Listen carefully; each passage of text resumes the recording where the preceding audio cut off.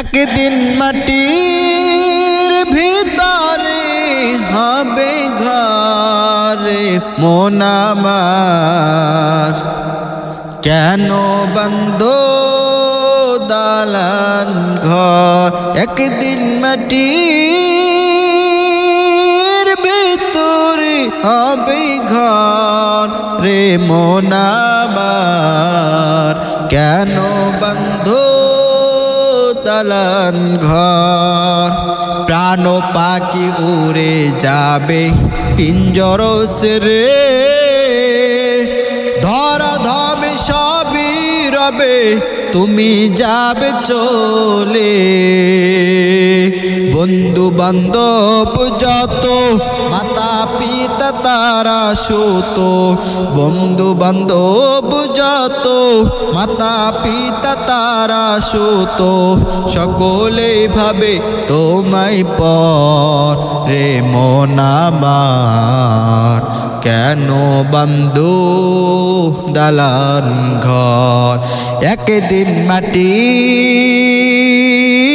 ভিতরে হবে ঘর রে মন আমার, কেন বন্ধু দালান ঘর। একদিন মাটির ভিতরে হবে ঘর রে মন আমার, কেন বন্ধু দালান ঘর। কুল্লু নাফসিন যায়িকাতুল মাউত। আমার আল্লাহ রব্বুল আলামিন পাক জানায়া দেন, এ মানুষ এই দুনিয়া থেকে কিন্তু তোমাকে একদিন চলে যেতে হবে। মৃত্যুর স্বাদ সবাইকে গ্রহণ করতে হবে রে যুবক। আবার আল্লাহ রব্বুল আলামিন পাক জানায়া দেন, রে গোলাম আমি আল্লাহ তোমাদেরকে মাটি দিয়া সৃষ্টি করেছি, এই মাটির গর্তের মধ্যে কিন্তু তোমাকে একদিন আসতে হবে। এ বাবারা, দুনিয়ার মধ্যে কার জন্য টাকা ইনকাম করো, কার জন্য বাড়িঘর করো রে যুবক? আমার আল্লাহ রব্বুল আলামিন পাক বলেন, মিনহা খালাকনাকুম ওয়া ফিহা নুঈদুকুম ওয়া মিনহা নুখরিজুকুম তারাতান উখরা। আমার আল্লাহ রব্বুল আলামিন পাক যারা দে বান্দা, দুনিয়ার মধ্যে সব কিছু ছেড়ে এই মাটির গর্তের মধ্যে বান্দা তোমাকে আসতে হবে রে বাবা। দুনিয়ার মধ্যে কেউ বেঁচে থাকতে পারবা না, কেউ বেঁচে থাকতে পারবা না। আমার আল্লাহ রব্বুল আলামিন যারা দেন রে যুবক, আমার আল্লাহ দুনিয়ার মধ্যে আপনাকে আমাকে পাঠাইছেন। এই দুনিয়ার মধ্যে আল্লাহ রব্বুল আলামিন সৃষ্টি করেছেন তার ইবাদত করার জন্য রে বাবা। দুনিয়ার মধ্যে ধন সম্পদ টাকা পয়সা কামানোর জন্য নয়। আমার আল্লাহ রব্বুল আলামিন কুরআনুল কারীমের মধ্যে জানায়া দেন, আমার আল্লাহ রব্বুল আলামিন পবিত্র কুরআনুল কারীমের মধ্যে জানায়া দেন রে বান্দা, ইয়াউমা লা ইয়ানফাউ মালু ওয়ালা বানুন। এ মানুষ, এই দুনিয়ার মধ্যে তোমরা যে ধন সম্পদ টাকা পয়সা কামাই করো রে বাবা, এগুলো আমি মালিকের কাছে কোনো কাজে আসবে না। আল্লাহ তাআলা বলেন, মালু মাল ধন সম্পদ সন্তান সন্ততি মা বাবা কোনো কিছুই আমি মালিকের কাছে কাজে আসবে না। আমার আল্লাহ তাআলা কুরআনুল কারীমের মধ্যে জানায়া দেন রে বান্দা, আমার আল্লাহ তাআলা বলেন তোমাদের কি কাজে আসবে আমি মালিকের কাছে জানো। আমার আল্লাহ রব্বুল আলামিন পাক বলেন, ইল্লা মান আতাল্লাহ বিকলবিন সালিম। মানুষ, তোমাদের একটা বিশুদ্ধ অন্তর আমি মালিকের কাছে কাজে আসবে। আল্লাহ রব্বুল আলামিন জানায়া দেন, দুনিয়ার মধ্যে তুমি কার জন্য টাকা পয়সা কামাই করো? দুনিয়ার মধ্যে তোমরা টাকা পয়সা বাড়ি ঘর কার জন্য ইনকাম করো রে বাবা? আমার আল্লাহ তাআলা জানায়া দেন এগুলো আমি মালিকের কাছে কোনো কিছুই কাজে আসবে না। বাবারে আমার আল্লাহ তাআলা বলেন ইল্লা মান আতাল্লাহা বিকলবিন সালিম, এ বান্দা বিশুদ্ধ অন্তর আমি মালিকের কাছে কাজে আসবে। এ মুসলমান ভাইরা আমার আল্লাহ রাব্বুল আলামিন জানায়া দেন বিশুদ্ধ অন্তর গঠন করুন যুবক। বিশুদ্ধ অন্তর কেমনে গঠন করবারে বাবা? আমার আল্লাহ রাব্বুল আলামিন জানায়া দেন রে বান্দা আমাকে ভয় করো, তাকওয়া অর্জন করো, জীবনে গুনাহ করবা না, সুদ খাইবা না, ঘুষ খাইবা না, জিনা করবা না, কোনো অন্যায় কাজ করবা না, পাপের কাজ করবা না। আমি মালিকের কথা মতো তুমি বান্দা চলাচল করো, অটোমেটিকলি তোমার অন্তর একটা বিশুদ্ধ হয়ে যাবে। দুনিয়ার মধ্যে আপনি আমি যাহা কিছু করি না কেন রে বাবা, অন্তরের মধ্যে যদি গুনাহের দাগ থাকে, এই অন্তর আমি আমার মালিকের কাছে কোনোদিন কাজে আসবে না। অন্তরের মধ্যে যদি একটা নেক আমল যদি অশুদ্ধ থাকে রে বাবা, এ আমল দ্বারা আবার মালিকের কাছে কোনো কাজে আসবে না।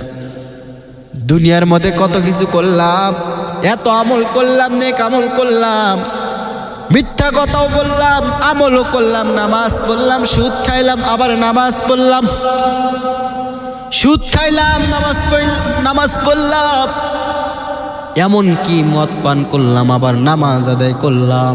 বান্দারে এই নামাজ এই আমল আমার মালিকের কাছে কখনো গ্রহণযোগ্য হবে না, কারণ তোমার অন্তর এখনো বিশুদ্ধ হয় নাই, তোমার অন্তরটা এখনো পরিষ্কার হয় নাই। আমার আল্লাহ রাব্বুল আলামিন জানায় দেন রে বান্দা অন্তর যদি বিশুদ্ধ করতে চাও আমি মালিকের ভয় অন্তরের মধ্যে ঢুকায়া দাও।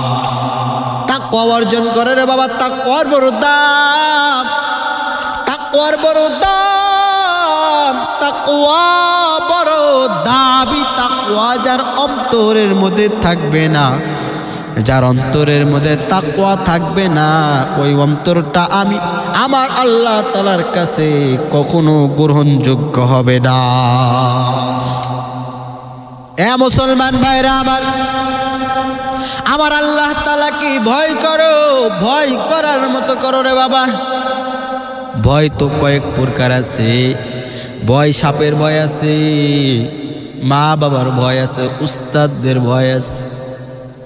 এ মানুষ এই সমস্ত ভয়ের সাথে আমার মালিকের সাথে ভয় করা কখনো তুলনা হয় না, ঠিক কিনা? আমার মালিকের সাথে ভয় করা এইসব ভয় কখনো তুলনা হয় না। আমার মালিককে এমন ভাবে ভয় করতে হবে যুবক, যে ভয় জীবনে দুনিয়ার মধ্যে জীবন যাইতে পারে, শহীদ হতে পারি, আমার মালিকের ভয় অন্তর থেকে কেউ ছিনিয়ে নিতে পারবে না। এ যুবক ভাইরা আমার ভালো করে বয়ানটা শোনো। এ বাবা যারা আমার বয়ানটা যে জায়গা থেকে শুনতাছো রে বাবা, বিনয়ের সাথে বলি দুনিয়ার মধ্যে আমার মাওলার সাথে গাদ্দারি করিও না, আমার মাওলার সাথে নাফরমানি করিও না রে যুবক। দুনিয়ার মধ্যে কয়দিন তুমি আর বাহাদুরি করবা? তাকায়া দেখো তোমার বড় বড় নেতারা বাহাদুরি করেছে, কেউ দুনিয়ার মধ্যে টিকতে পারে নাই, মাটির গর্তের মধ্যে যাইতে হয়েছে। তাকায়া দেখ এমন ভাবে তাকে রেখে দিয়েছে, রেখে ওই মাটির মধ্যে কবরের মধ্যে এমন ভাবে রেখে চলে এসেছে, ওই কবরের মধ্যে এত মানুষ তার পিছনে ঘুরতো, কবরটা দেখার জন্য তার আপনজনও যায় না। দুনিয়ার মধ্যে নেতামগিরি করছে, তার পিছনে কত মানুষ চলছে, তাকে সেফটি রাখার জন্য কত পুলিশ, কত বিডিআর, কত সেনাবাহিনী চলেছে। তাকে দেখ আজকে ওই নেতা কবরের মধ্যে শুয়ে আছে রে যুবক, কেউ তার কাছে যায় না, কবরটাও দেখার জন্য যায় না। এই জন্য বাবা, দুনিয়ার মধ্যে কেউ বাহাদুরি করবা না। এই দুনিয়ার মায়া মমতা সব কিছু ছেড়ে কিন্তু চলে আপনাকে আমাকে যাইতে হবে। এই জন্য রে বাবা, কবরের ভয় অন্তরের মধ্যে ঢুকায় নাও। কবরের আযাব সহ্য করার মতো ক্ষমতা নাই। আরে জাহান্নাম তো দূরের কথা, কবরের আযাবে সহ্য করতে পারবো না। এর চাইতে ডবল ডবল শত শত গুণী আযাব থাকবে ওই জাহান্নামে।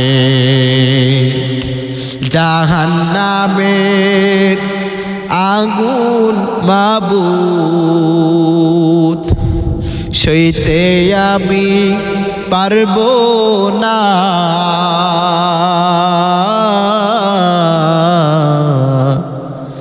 দুনিয়াতে নৌকা দাইয়া আখিরে কাদাইও না। দুনিয়াতে নৌকা দাইয়া আখিরে কাদাইও না। জাহান্নামের আগুন বড় ভয়ঙ্কর। এই জাহান্নামের আগুন সহ্য করার মতো ক্ষমতা নাই। এই জাহান্নামের আগুন সহ্য করার মতো কারো ক্ষমতা নাই। এই জন্য বাবারা, জাহান্নামের আগুনের ভয় অন্তরের মধ্যে ঢুকায় নাও। কবরের আযাবের ভয় অন্তরের মধ্যে ঢুকায় নাও। আমি যদি আজকে কবরে চলে যাই, ওই কবরের আযাব আমি কেমনে সহ্য করব? দুনিয়ার মুসলমান ভাইরা আমার, ভালো করে শুনো। যেটা বলতে চেয়েছিলাম যুবক, ওই মাটির গর্তের মধ্যে কিন্তু যাইতে হবে। আমার মাওলার সাথে গাদ্দারি করিও না। আবার মাওলার সাথে নাফরমান করিও না রে যুবক। তাকায় দেখ, তোর মতো কত যুবক রাস্তাঘাটে চলাচল করার সময় অ্যাক্সিডেন্ট হয়ে কত যুবক তোর কবরের মধ্যে চলে গেল। তোর কত কলিজার টুকরা বন্ধু তোকে ছেড়ে চলে গেল। ওই যাত্রী কিন্তু তুমিও আমিও। বাবারে, ওই বন্ধু তোর আর কোনোদিন ফিরিয়ে আসবে না। একবার চিন্তা কর, তোর আগে তোর ছোট্টরা, তোর আগে তোর বড়রা চলে গেল, তুই এখনো দুনিয়াতে বেঁচে আসো। বুঝতে হবে আমার মাওলা তোকে এখনো ভালোবাসে। এই জন্য দুনিয়ার মধ্যে তোকে বাঁচায় রাখছে। এই জন্য সময় থাকতে আমার মাওলার ইবাদতের মধ্যে মগ্ন হয়ে যা। যুবক, তুমি আমি আজকে যদি আবার মালিকের ইবাদতে মগ্ন হতে পারি, যুবক রে, এই যৌবনকাল নষ্ট করিও না। যৌবনকালে আমার মালিকের কাছে ইবাদত সবচেয়ে বেশি কবুল হয়। কারণ যখন বৃদ্ধ বয়স হয়ে যাবে, যৌবনকালের মতো ইবাদত করে মজা বৃদ্ধকালে পাওয়া যাবে না। আপনি আমি যতই চেষ্টা করি বৃদ্ধকালে যৌবনের মতো চলাচল করতে পারবো না। আপনার আমার যদি মনটা চাই যুবক বয়সে যৌবনকালে মানুষকে আঘাত করেছি, মানুষকে থাপ্পড় মেরেছি, কত গালিগালাজ করেছি রে বাবা।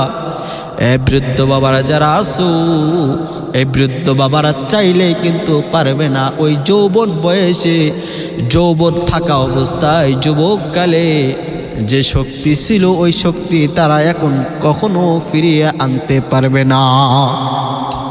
কারণ বাবারা, তারা যদি চায় মসজিদে গিয়ে 2 রাকাত সুন্দরভাবে নামাজ আদায় করব, পারবে না। কারণ যৌবনকালে আমার মালিকের কাছে ইবাদত করে যে পরিমাণ মজা পাওয়া যায়, বৃদ্ধ বয়সে ওই ইবাদত করে মজা পাওয়ার যাবে না। এই জন্য নবী বলেন, যৌবনকালে আমার মালিকের ইবাদত করো, যৌবনকালে নেক আমল বেশি বেশি করে অর্জন করো। বৃদ্ধকালে বৈশা বৈশা এর সওয়াব তোমরা পাইতে থাকবা। যৌবনকালে যদি আপনি আমি ইবাদত করতে পারি, বৃদ্ধকালে আপনার আমার আমল নামায় আল্লাহ এমনিতেও সওয়াব লিখে দিবে। কারণ আপনি তো যৌবনকালে বহুত ইবাদত করেছি, নফল ইবাদত করেছি, রোজা রাখছি, 5 ওয়াক্ত নামাজ জামাতের সাথে আদায় করেছি। এখন বৃদ্ধ হয়ে গেছে, আসলে ওইভাবে পড়তে পারি না, বৈশা নামাজ পড়ি। আল্লাহ বলেন, এ যুবক, তুমি বৃদ্ধ যদি হয়ে যাও, ওই বৃদ্ধ মানুষটা যৌবনকালে যে পরিমাণ নেক আমল অর্জন করেছে, সে যদি বৃদ্ধ হয়ে যায়, আমি আল্লাহ তাআলা তার প্রতি আমি কখনো বেজার হই না, আমি আল্লাহ তাআলা খুশি হই। কারণ যৌবনকাল আমি মালিকের ইবাদতে কাটিয়েছি। সুবহানাল্লাহি ওয়া বিহামদিহি। এই জন্য যৌবনকাল আমার মালিকের প্রতি কাটায় দাও।